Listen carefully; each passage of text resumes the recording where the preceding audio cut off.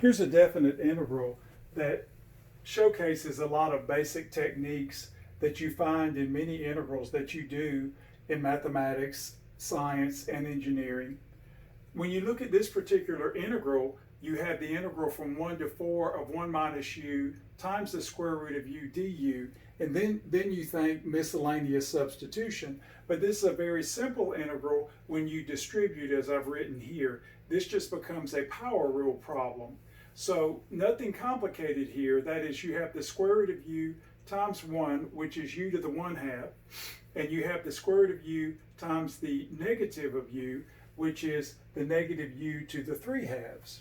So again, this is just the power rule. Add 1, divide by the new power. So now we see when we add 1 here, we get 3/2, but division by 3/2 is multiplication by 2/3. Here, when we add 1, we get 5/2, but division by 5/2 is multiplication by 2/5, just like we saw with the antiderivative problems. And so now at this point, and I've written down here in blue, I've written evaluation, then below it in red, I'll say the algebra that you employ is a personal choice. Students could look at this and say, I'll go ahead and apply the fundamental theorem of calculus and compute the result.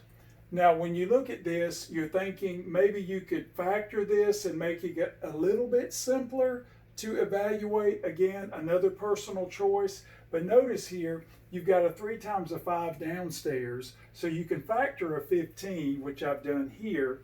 And then, of course, you have a 2 and a u to the 3/2 in each of these terms, so you can factor that. But now, of course, you can just look at this and say the 3 into the 15 gives you the 5, and then, of course, the 5 into the 15 gives you the 3, and then the copy of u that gets left behind.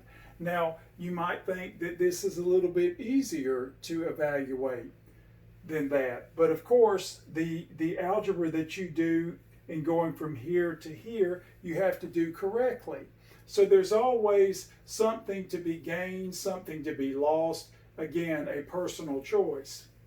And now when we apply the fundamental theorem, we've got an antiderivative right here. So I'm going to factor the 2/15 since it's just in the way, pull it off to the left, and then I will evaluate the expression at 4. So that's going to give me 4 to the 3/2, and then a 5 minus a 3 times 4, which gives me a 12 here.